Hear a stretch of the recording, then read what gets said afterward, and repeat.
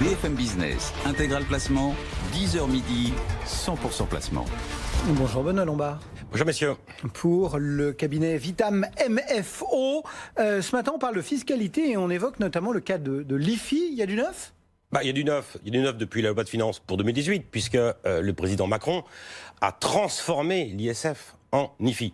L'ISF qui frappait tous les actifs, à l'exception bien sûr de certaines exonérations, comme les œuvres d'art, qui avaient fait polémique à l'époque, et puis bien sûr aussi l'outil professionnel, a transformé l'ISF en impôt sur la fortune immobilière.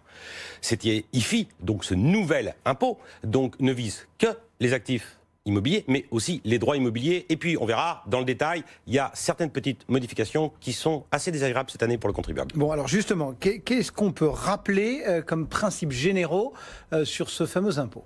Le premier principe, c'est que cet impôt frappe les actifs et droits immobiliers détenus par un foyer fiscal au 1er janvier de l'année. Et ces actifs et droits immobiliers sont des actifs détenus en pleine propriété, ou en usufruit, à l'exception de l'usufruit légal du conjoint survivant, où on ventile la taxation entre l'usufruitier et le nu propriétaire.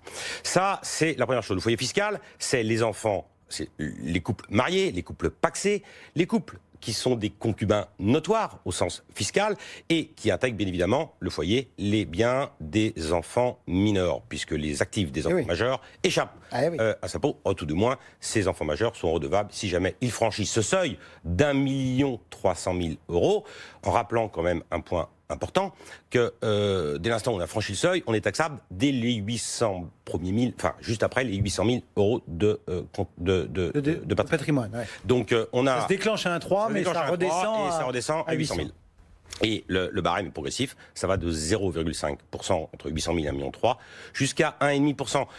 Au-delà de 10 millions d'euros de patrimoine. Et c'est important ce chiffre parce qu'on se rappelle que lorsque l'impôt a été créé en 1982, on avait des mêmes taux marginaux, 1,5. Mais à l'époque, on avait des taux sans risque, on avait même des emprunts au jour le jour, enfin de la dette interbancaire, qui était à 15%. Oui, et donc aujourd'hui, on est à un taux négatif sur l'EONIA. Et je regardais ce matin l'OAT 10 ans, il est à 0,39. Donc, à partir d'un certain seuil, il faut prendre des risques pour payer cet impôt. Heureusement, l'assiette a été diminuée. Les actifs taxables, vous l'avez brièvement rappelé. Qu'est-ce qu'on peut dire de plus sur ce thème-là ? Alors, les actifs, on les connaît. Le passif, en revanche, a été modifié avec l'IFI, puisqu'on ne peut déduire de l'impôt de l'actif net taxable que les taxes foncières et puis les dettes qui se rapportent à ces actifs, étant entendu que, et c'est une nouveauté qui a été intégrée au BOFIP cette année, sur les emprunts in fine, il y a une modification. Vous savez que vous pouvez vous emprunter, vous endetter avec un remboursement de la dette au terme, par exemple, de 10 ans, vous empruntez 100 000 €, vous remboursez les 100 000 € au terme de 10 ans, eh bien, en termes d'IFI, vous ne mettez pas 100 000 € au passif, donc votre déclaration 2042, donc la déclaration 2042, donc vous retransformez l'emprunt in fine en emprunt amortissable avec des annuités dégressives. Pour faire très simple, si c'est 100 000 € sur 10 ans, au bout de 2 ans, c'est 80 000, 3 ans, 70 000, etc. En clair, on a supprimé l'intérêt du in fine.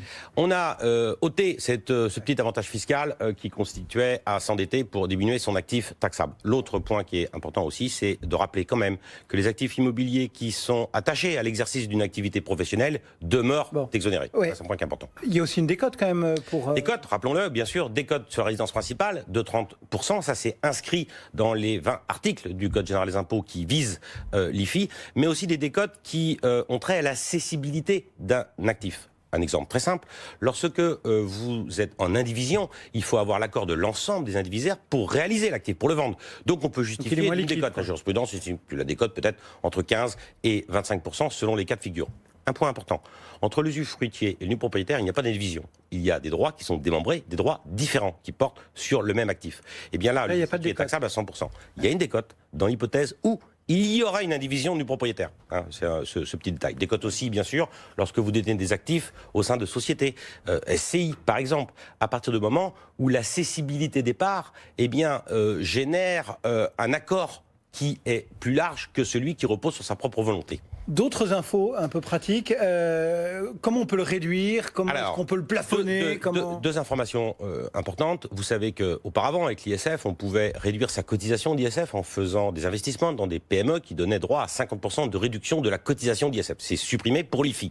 Seul le don à des fondations ou à des organismes d'intérêt général est acceptable. Et le montant qui va en réduction de sa cotisation d'ISF, c'est 75% dans le cadre d'un plafond de 50 000 euros. Donc le montant maximum, c'est 66 000 euros. À 75%, ça fait 50 000 euros de déduction de la cotisation. Et vous pouvez le faire avant la date à laquelle vous devez déclarer l'IFI. Et l'IFI doit être déclaré dans la déclaration d'impôt sur le revenu. Le plus tard, c'est début juin, pour ceux qui font une déclaration par Internet. L'IFI étant recouvré par voie de rôle, c'est-à-dire que l'impôt sera appelé en septembre pour un paiement fin septembre, en même temps que l'impôt sur le revenu. Et on peut le plafonner toujours? Eh bien, oui, théoriquement, non. Cette année 2019. Et pourquoi? Puisque vous savez qu'en 2018, c'est pas une année blanche, c'est une année où on ne paye pas d'impôt sur le revenu sur les revenus générés en 2018. On fait des déclarations d'impôt actuellement. Il y a le crédit d'impôt pour la modernité du recouvrement, le CIMR, qui annule l'impôt.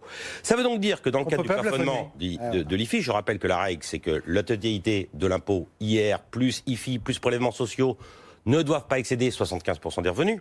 Eh bien, en réalité, cette année, en 2019, ceux qui pouvaient plafonner, puisqu'il n'y a pas d'impôt sur le revenu, donc on a zéro dans le terme de l'équation, eh bien, en réalité, l'IFI sera au maximum 75% des revenus. Ça, c'est une nouveauté cette année, qui changera bien évidemment l'année prochaine, puisqu'on pourra prendre en considération l'impôt réellement payé. Et ben voilà quelques éléments de réflexion sur cet IFI. Benoît Lombard pour Vitam MFO. Merci beaucoup, Benoît.